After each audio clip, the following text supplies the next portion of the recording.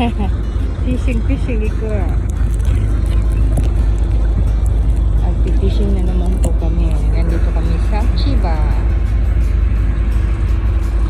Ang daming nag-fishing.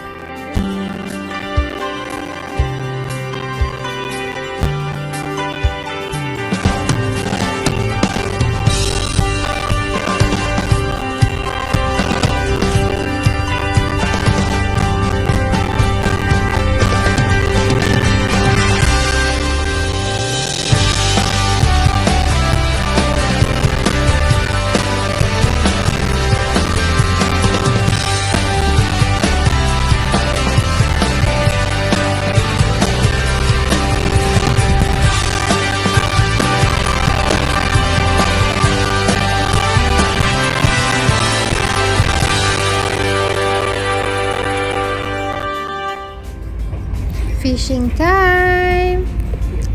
Ayan, ito kami guys. Mag-fishing. Pero ang fishing na gagawin namin ay yung hirame kung tawagin dito. Yung malapad na isda na black at white ang magkabilang ng isda. Kulay. So, ayan, paalis na yung kabila. Kasi mauuna muna yung bangka nila. Tapos, ayan kami na uli ang aalis. Next naman kami. Yung unang umalis na bangka, iba naman yung fishing na gagawin nila.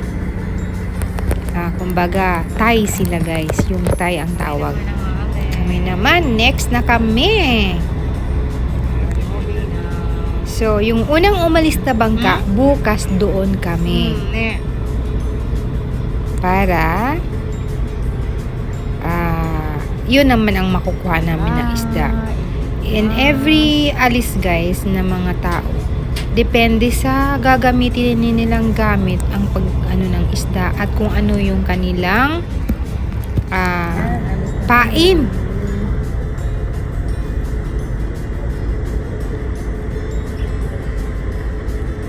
Mahilig sa fishing, maagang umalis. Ayan. Fishing time. Ano kaya ang makukuha nito? Let's go na! Aalis na kami. Sana may kuha kami guys. Ito yung pain namin, buhay na iwashi. Ano nga ba yung iwashi? Ayan, may isa na akong kuha. Ito guys, malapad na isda.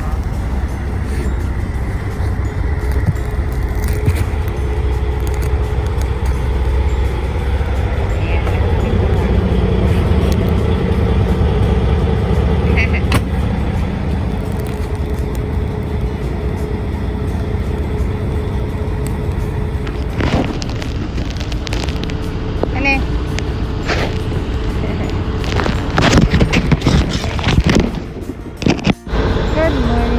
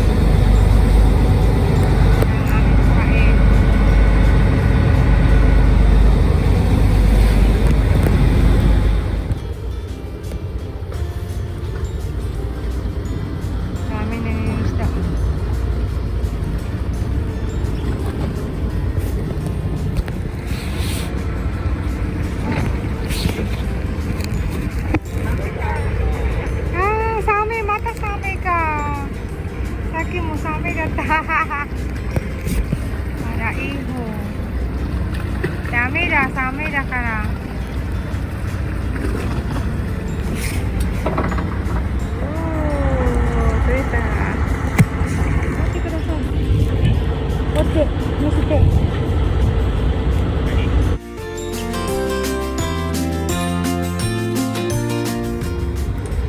Ang daming isda. 斜めだから。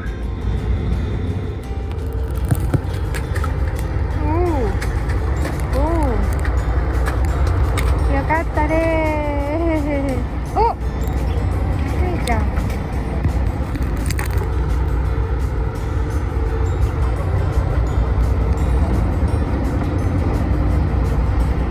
お腹もなっちゃったかな。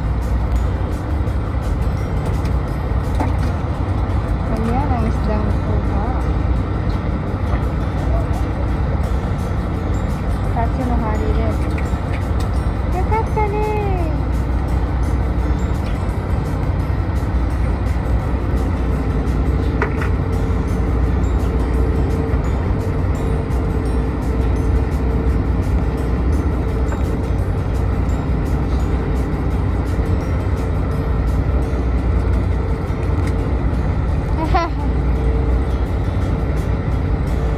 Oh.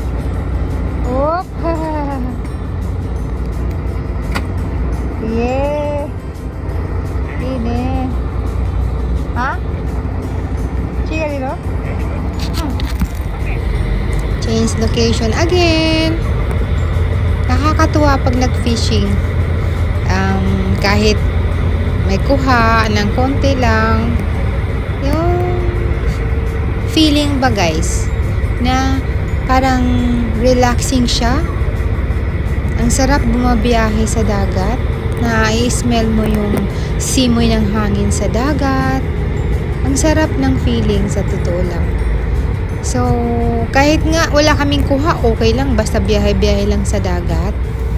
Relax-relax lang. Parang mawawala ang problema.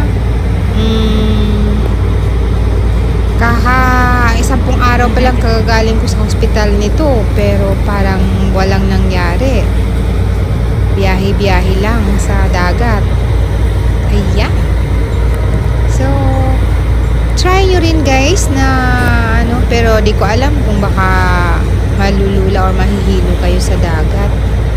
Pero para sa akin, okay lang naman. Uminom kayo ng Bunamin. Or pang na hindi kayo mahihilo. Napakasarap guys. Gamot din tong dagat minsan eh. Ang daming nagfi-fishing. Ang daming bangka. Ayan. Malapit sa aming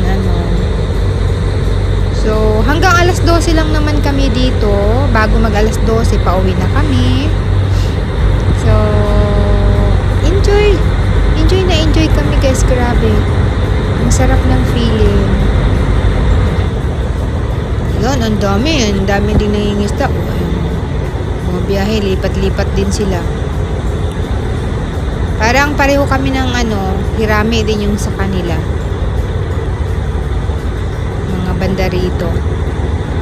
Kasi ito yung season ng hirame. Ayan, uwi na kami. Malapit ng 12 o'clock. So, abangan guys. Kakain kami sa labas pagka uwi namin. Isda na nga ang nakuha namin. Nag-iisip pa kami na isda din ang kakainin namin ng lunch. So, ito na kami sa pier. Uwi na. Aaysan na lang namin yung isda. Kinabukasan uli, mangingisda kami. Yung pulang isda naman, guys. Yun yung tinatawag na Thai. So, bukas uli, madaling araw uli kami. Mag-stay lang kami dito sa hotel na malapit dito. Mga ilang minuto, mga 20 minutes, 30 minutes ang biyahe. So, dito lang kami matutulog sa Chiba para sa bukas naming adventure for day 2. Ayan. Lunch Lunchtime na kami. Ito oh, tingnan mo yung isda. Inihaw, ang sarap. Pero hindi ko yan pwede ubusin guys kasi konti-konti lang muna ang kakainin natin. Tapos, ayun, ganito oh. Pero hindi ganito kasi iba to eh. Mas mahal to. Mahirap kunin tong isdang to. Ayan. Ibang klaseng pulang isda. So, hanggang dito na lang. Thanks for watching. I love you all. Bye!